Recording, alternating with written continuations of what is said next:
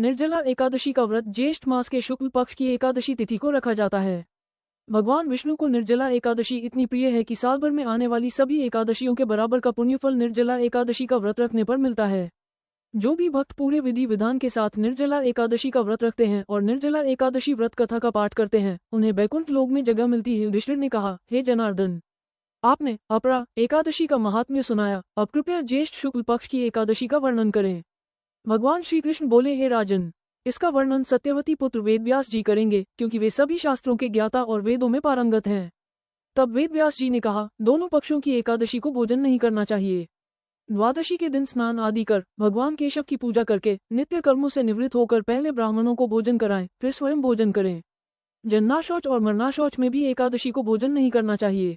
पितामह, मेरी बात ध्यान से सुनिए। राजा युधिष्ठिर, माता कुंती, द्रौपदी, अर्जुन, नकुल और सहदेव ये सभी एकादशी को उपवास करते हैं और मुझसे भी कहते हैं। मैं उनसे कहता हूँ, मुझसे भूख सहन नहीं होती है। ये सुनकर व्यास जी ने कहा, यदि तुम्हें स्वर्ग प्राप्त करना है और नरक से बचना है तो दोनों पक्षों की एकादशी को उपवास करो। भीमसेन बोले, हे महाबुद्धिमान पितामह, मैं सत्य कहता हूँ कि एक बार भोजन करके भी उपवास करना मेरे लिए कठिन है। फिर बिना खाए कैसे रह सकता हूँ? मेरे पेट में वृक्क नाम की अग्नि सदैव जलती रहती है, जो बहुत भोजन करने पर ही शांत होती है। इसलिए हे महामुनि, मैं वर्ष भर में केवल एक बार उपवास कर सकता हूँ। कृपया कोई ऐसा एक व्रत बताइए जिससे स्वर्ग प्राप्त हो और कल्याण हो सके। मैं उसका विधिपूर्वक पालन करूंगा। व्यास जी ने कहा, भीम, ज्येष्ठ मास में जब सूर्य वृषभ या मिथुन राशि में रहते हैं, उस समय जो एकादशी आती है उसका यम नियम से और निर्जल उपवास करो।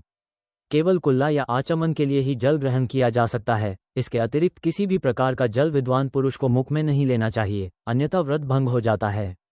एकादशी को सूर्योदय से लेकर अगले दिन के सूर्योदय तक मनुष्य को जल का भी त्याग करना चाहिए, तभी यह व्रत पूर्ण होता है। द्वादशी को प्रातः स्नान करके विधिपूर्वक ब्राह्मणों को जल और सुवर्ण का दान करना चाहिए। इसके पश्चात जितेंद्रिय पुरुष ब्राह्मणों के साथ स्वयं भोजन करें। वर्ष भर में जितनी भी एकादशियां आती हैं, उनका जो पुण्य फल होता है वह सब केवल निर्जला एकादशी के व्रत से प्राप्त हो जाता है, इसमें तनिक भी संदेह नहीं है। शंख, चक्र और गदा धारण करने वाले भगवान केशव ने स्वयं मुझसे कहा था कि यदि कोई मनुष्य सभी बातों को छोड़कर केवल मेरी शरण में आ जाए और एकादशी को निराहार रहे तो वह सब पापों से मुक्त हो जाता है। एकादशी व्रत करने वाले के पास कभी भी विशालकाय, विकराल आकृति वाले, काले रंग के दंड और पाश धारण करने वाले यमदूत नहीं आते हैं।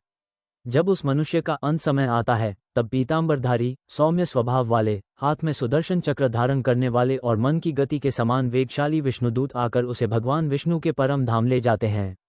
इसलिए मनुष्य को निर्जला एकादशी को पूर्ण श्रद्धा और विधिपूर्वक उपवास करना चाहिए। तुम भी यज्ञ और श्रीहरि की पूजा के साथ यह व्रत करो, जिससे सभी पापों की शांति हो सके। चाहे स्त्री हो या पुरुष, यदि उसने मेरू पर्वत के बराबर भी महान पाप किया हो तो भी वह एकादशी के प्रभाव से भस्म हो जाता है। जो मनुष्य उस दिन जल के नियम का पालन करता है वह पुण्य का भागी होता है। उसे एक एक पहर में करोड़ों स्वर्ण मुद्राएं दान करने के बराबर फल प्राप्त होता है। निर्जला एकादशी के दिन जो भी स्नान, दान, जप, होम आदि किया जाता है वह सब अक्षय फल देता है। ये स्वयं भगवान श्री कृष्ण का वचन है। इस व्रत को विधिपूर्वक करने से मनुष्य वैष्णव पद को प्राप्त करता है। जो मनुष्य एकादशी के दिन अन्न खाता है वह पाप खाता है। वो इस लोक में चांडाल के समान होता है और मृत्यु के बाद उसे दुर्गति प्राप्त होती है। जो व्यक्ति ज्येष्ठ शुक्ल पक्ष की एकादशी को उपवास करके दान करता है वह परम पद को प्राप्त करता है। जो एकादशी का व्रत करते हैं वे ब्रह्म हत्या, शराब पीना, चोरी करना और गुरु का अपमान करने जैसे महापापों से भी मुक्त हो जाते हैं। हे कुंती पुत्र, निर्जला एकादशी के दिन श्रद्धालु स्त्री पुरुषों के लिए जो विशेष दान और कर्तव्य बताए गए हैं उन्हें सुनो। उस दिन जल में शयन करने वाले भगवान विष्णु की पूजा करनी चाहिए और जलमयी धेनुका का दान करना चाहिए। अगर संभव हो तो वास्तविक गाय या घृतमयी धेनु का दान करना उचित होता है। साथ ही पर्याप्त दक्षिणा और विभिन्न प्रकार के मिष्ठानों द्वारा ब्राह्मणों को श्रद्धापूर्वक संतुष्ट करना चाहिए। ऐसा करने से ब्राह्मण अवश्य प्रसन्न होते हैं और उनके प्रसन्न होने पर भगवान श्रीहरि मोक्ष प्रदान करते हैं। जो लोग शम, दम और दान में प्रवृत्त होकर श्रीहरि की पूजा करते हैं और रात्रि में जागरण के साथ यह व्रत करते हैं, वे अपनी 100 पीढ़ियों को और आने वाली 100 पीढ़ियों को भगवान वासुदेव के धाम में पहुंचा देते हैं। इस दिन अन्न, वस्त्र, गौ, जल, शैया, सुंदर आसन, कमंडलू और छाता आदि का दान करना चाहिए। जो व्यक्ति उत्तम और सुपात्र ब्राह्मण को जूता दान करता है वह सोने के विमान पर बैठकर स्वर्ग में प्रतिष्ठित होता है। जो व्यक्ति इस एकादशी की महिमा को श्रद्धा से सुनता है और जो श्रद्धापूर्वक इसका वर्णन करता है, वे दोनों स्वर्गलोक को प्राप्त करते हैं। चतुर्दशी युक्त अमावस्या के सूर्य ग्रहण में जो फल श्राद्ध से प्राप्त होता है, वही इस एकादशी के श्रवण से प्राप्त होता है।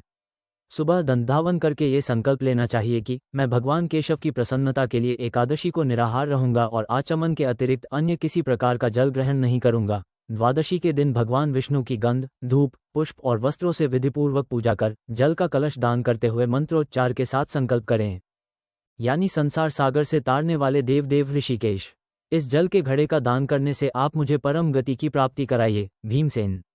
ज्येष्ठ मास में शुक्ल पक्ष की जो शुभ एकादशी होती है, उसका निर्जल व्रत करना चाहिए और उस दिन श्रेष्ठ ब्राह्मणों को शक्कर के साथ जल के घड़े दान करना चाहिए। ऐसा करने से मनुष्य भगवान विष्णु के करीब पहुंचकर सुख और आनंद का अनुभव करता है। इसके बाद द्वादशी को ब्राह्मण भोजन कराने के बाद स्वयं भोजन करना चाहिए। जो इस प्रकार पूर्ण रूप से पापनाशिनी एकादशी का व्रत करता है, वह सब पापों से मुक्त हो अनाम्य पद को प्राप्त होता है। ये सुनकर भीमसेन ने भी इस शुभ एकादशी का व्रत आरंभ कर दिया।